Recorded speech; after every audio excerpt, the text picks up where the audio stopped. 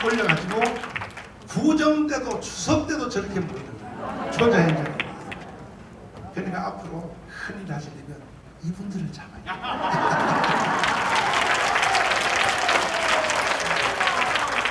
그래서 지금 여기 청계도 신학원을 하고 있는데 이게 지금 우리가 조직이 7월 27일 날 상주에서 3만 명이에요. 3만 명.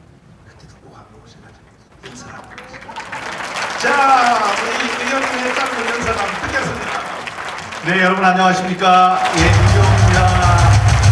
예, 제가 목사님이 이제 밑에 계실 때라도 저 위에서 그냥 이야기만 하느라고 이 뜨거운 그 여러분들의 열정을 직접 눈으로 확인할 수가 없었습니다. 그런데 오늘 밖에 이렇게 들어오다 보니까 이 바깥에도 벌써 이 화면으로 목사님 그 엄청난 이 말씀을 듣고 하는 여러분들의 뜨거운 그 심정을 보았습니다. 저는 뭐 소개를 해주셨습니다만 지금 4.15 부정선거 4.15가 이제 부정선거가 일어났는데 거기에 대해서 여러분들 세세한 걸 잘 모르실 수 있습니다. 하지만 부정선거가 일어났다는 분명한 증거들을 제가 알고 있고 다음에 그걸 좀 네가 잘 파봐라 하는 소명을 받았다고 저는 생각을 합니다. 네. 그게 뭐냐 하면은 지난 선거 뭐 한참 된 것 같지만 석 달밖에 안 지났습니다. 그때 석 달 전에 제가 공천을 받았다 떨어졌다 받았다 떨어졌다 뭐 별일 다 당한 거 아실 겁니다. 그리고 경선에도 다 이겼고 다음에 관심 있는 세 사람이 출마를 했기 때문에 제 지역에서는 10번의 모두 10번의 여론조사가 있었어요. 한 번도 제가 진 적이 없었고요. 다음에 출구조사라고 하죠. 출구조사 때도 제가 이겼다고 나왔습니다. 그런데 당일 투표에서 이겼는데 사전 투표가 이상하게 조작되는 바람에 이제 제가 떨어지게 됐습니다. 그래서 제가 말씀드리는 거예요. 그냥 사람들이 보면은 제가 공천에서 떨어졌었다면은 제가 이 부정선거고 뭐고 말할 필요가 없습니다. 말할 자격도 없고요. 아니 선거도 안 나간 놈이 무슨 부정선거 얘기하느냐 이러지 않겠습니까? 근데 또 제가 선거에 나가가지고 덜컥 붙었어요. 붙었으면 부정선거가 있었어도 저는 신경 안 써도 됩니다. 아이 뭐야 나는 잘해서 붙었는데 그러니까 실제로 어떤 일이 있었는지에 대해서 저는 신경을 안 썼을 것입니다. 그런데 하나님께서 이번 선거 부정, 지금까지 있었던 부정을 네가 가서 좀 이렇게 파헤치고 해야 되겠다라고 보내주신 저는 확신을 갖고 소명의식을 갖고 있습니다. 네. 그런데 이걸 가만히 이제 겪다 보면 전 담대한 마음으로 이제 확신을 갖고 이야기를 하는데 그래도 옆에서 저를 견제하는 사람들, 이 나쁜 사람들이 있죠.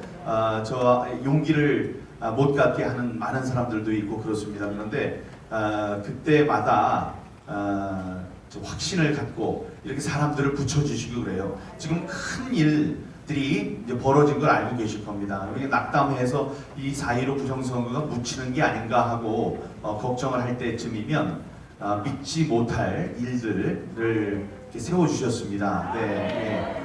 백선엽 장군님이 돌아가신 것도 그 날짜를 맞춘 것도 어떤 함의가 있다고 저는 생각하고 여러분들 잘 아시지만 모든 것을 합력하여 선을 이루시는 하나님 저는 그 선하신 하나님의 공적을 믿습니다.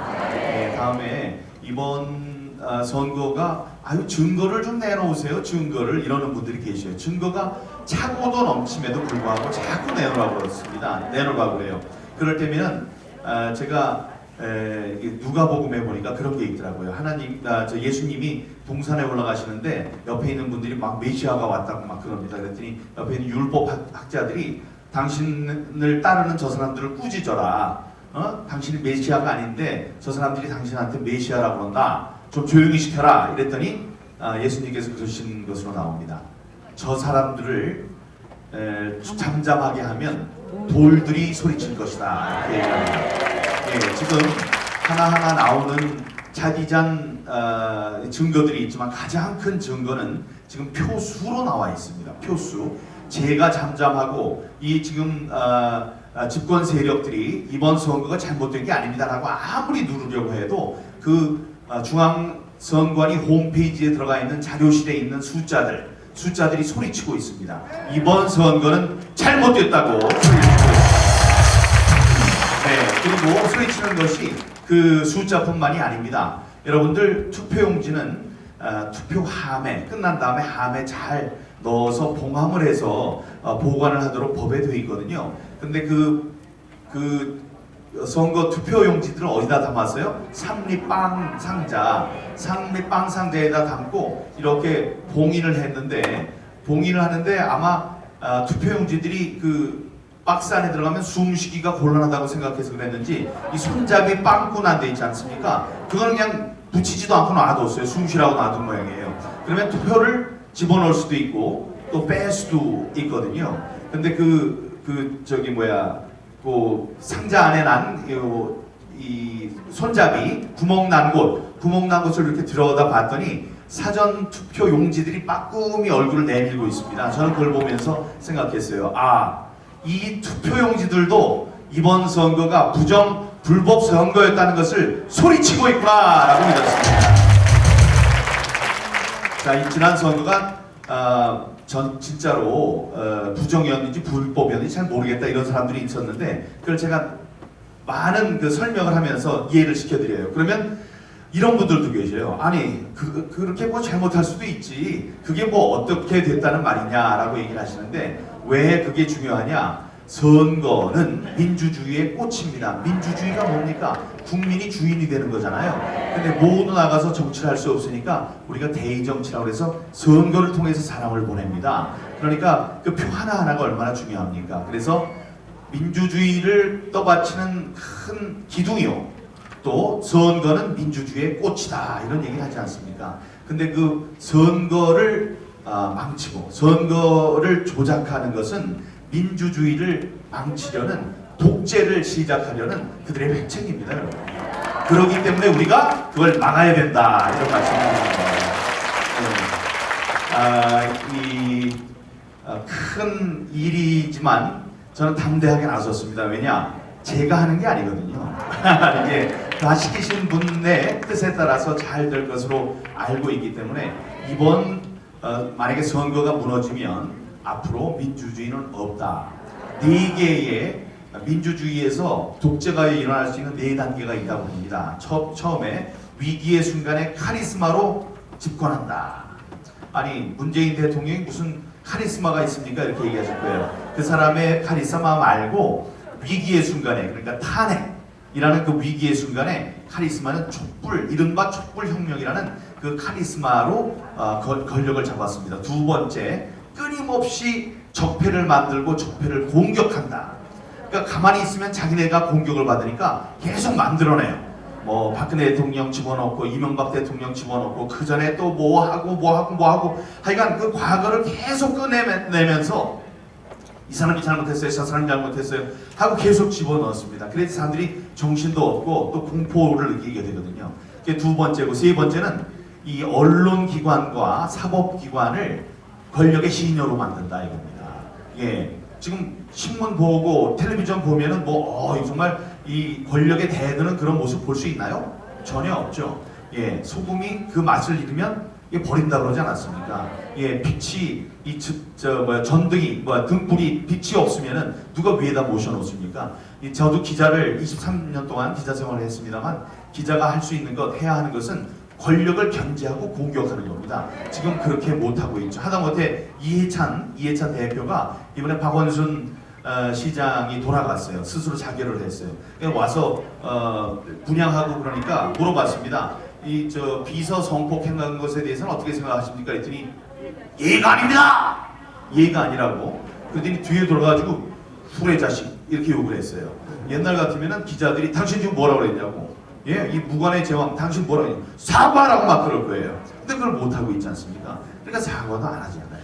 예, 그렇게 힘을 잃어버리고 있습니다. 근데 거기뿐만이 아니고 사법기관, 지금 대법원, 헌법재판소, 대법관과 헌법재판관을 영어로는 뭐라고 하느냐, justice라고 해요. justice. 그 사람들이 얼마나 엄청난 힘을 가진 겁니까? 그 사람이 한마디 얘기를 하면 어느 게 맞는 겁니까? 해가지고 사람들이 아무리 막 얘기를 하고 하더라도 딱 결정을 짓는 사람은 대법관입니다. 가장 높은 데서 야, 이 논란이 빚어지는 것에 대해서 자, 이거는 정의가 아닙니다. 이게 맞는 얘기입니다라고 이야기를 하면 그게 정의가 된다고 해서 대법관은 영어로 justice, 정의라고 불러요. 그런 사람들을 전부 다 자기 입맛에 맞는 사람들로 고쳐놓지 않았습니까? 지난번 선거에서 26표, 이번 말고 2016에 26표 차이로 당선이 갈린 곳이 있습니다. 부평. 거기서 26표째로 진 문병호 후보가 소를 제기했어요. 이건 내가 다시 세보면 내가 한 1000표 차이로 이길 것 같은데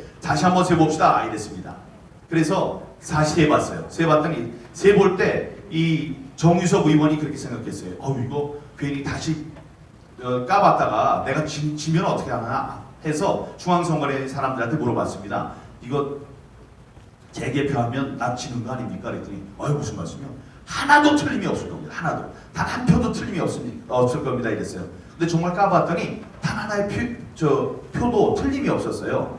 예? 이 정유섭 의원이 얻은 표는 그대로 있었고 문병호 후보가 얻은 표도 그대로 있었어요. 근데 세표가 어디서 나왔냐 하면은 중간에 무효표라고 했던 것. 무효표를 이렇게 막 까봤더니 문병호 의원이 이거 좀 억울하겠다 싶은 세표가 무효표로 판정이 돼 있는 거를 이거는 유효 같다 해서 돌린 거. 그래서 26표가 23표 차이로 돼서 결국은 당락에 변화가 없었습니다. 자, 이번에도 그렇게 하라고 그래야죠. 이번에도 그렇게 해야죠. 지난번에는 4월 13일에 선거가 있었고 6월 10일 날 재검표 하세요 하고 대법원이 얘기를 했고 그다음에 6월 29일 날 재검표가 있었습니다. 오늘이 며칠이죠?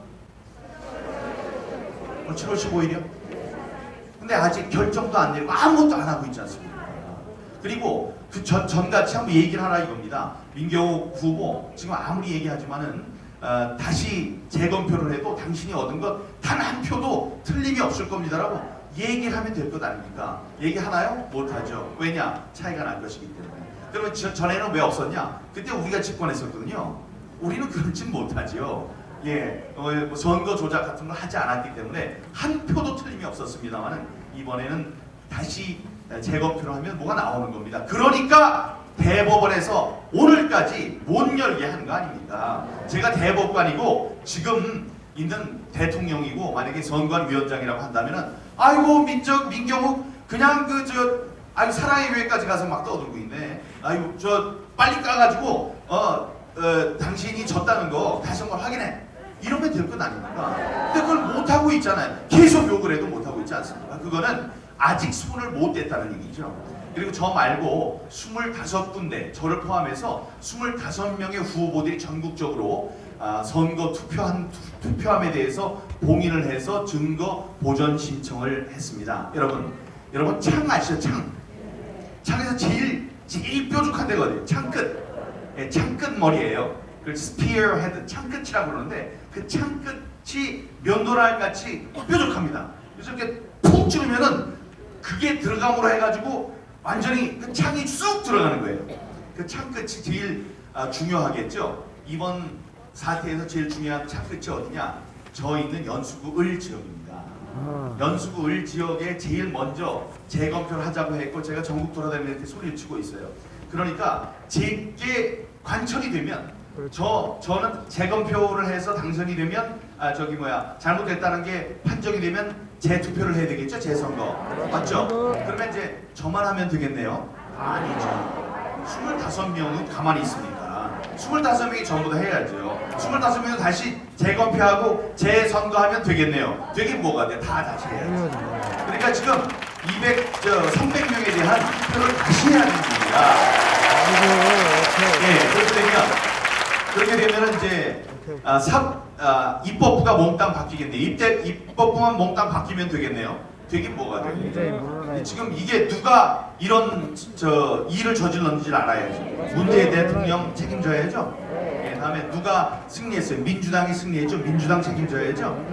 다음에 이번 선거를 1등으로 했던 1등 공신이 누구예요? 양정철, 이근영 이런 사람이죠. 그 사람들이 했죠. 다음에 지금 조혜주라는 선관위 상임위원이 있습니다. 선관위 상임위원이면 선관위에서 제일 높은 사람이, 이 사람은 문재인 대통령의 대선 캠프에 있던 사람을 우리 야당의 반대에도 불구하고 선관위 상임위원으로 임명을 했습니다. 이 사람이 빅데이터와 전자개표의 전문가예요. 이 사람이 총지휘하는 겁니다. 이 사람. 다음에 여러분 Follow the Party라는 얘기 들어봤죠? 중국 공산당 프로그래머가 지금 전체를 지휘했다는 증거들이 나오고 있습니다. 이 5명이 어디에 있어요? 다 보면은 여권 행정부예요. 아까 입법부 전부 다 바뀌고 다음에 행정부 쫙 바뀌었어요.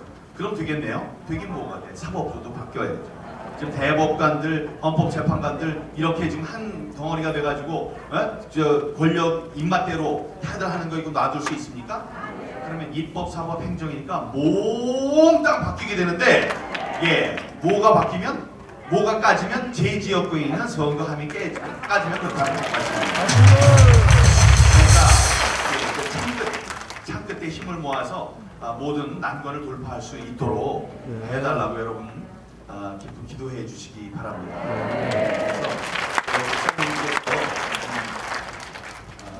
큰 지도자로서 이번 4.15 부정 불법 선거에 대해서 깊은 관심을 갖고 큰 부정을 가만히 두고 보는 종교단체들이 있죠. 그런데 큰 경종을 울려주고 계십니다. 이번에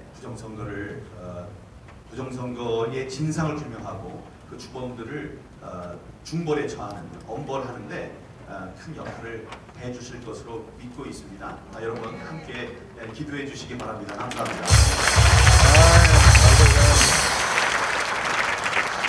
기자 출신이고 아나운서 출신이라서 말 잘하죠. 나는 항상 우파 지도자들이 말을 못해가지고 말이야. 내가 속상해 뒤좀 박근혜도 그렇지, 이명박도 그렇지, 김영삼도 그렇지. 근데 말 잘하는 거 보니까 하나님께 크게 쓰임 받습니다. 자, 저는 부정선거 다른 건 몰라도 아까 화살촉이 민경훈 의원 지혜라고 하는데, 나는요 화살촉 중에 화살촉이 뭐냐? 기독자 유튜브입니다. 왜 그러냐면 보세요. 그저께 내가 고영일 대표한테 보고를 받았는데, 전라남도에서 투표한 지역이 100개 지역에서 기독자유당 투표가 한 표도 안 나왔다. 100개 지역이. 아니 전라도는 기독교인이 없나? 오히려 전라남도가 기독교인이 제일 많아요. 그 다음에 4년 전에는 전라남도는 기독자유당이 5% 나왔어요. 5% 나오는데 어떻게 한 표도 안 나오냐고. 한 표도. 그 쟤들이 사기도 잘 실수한 것 같아.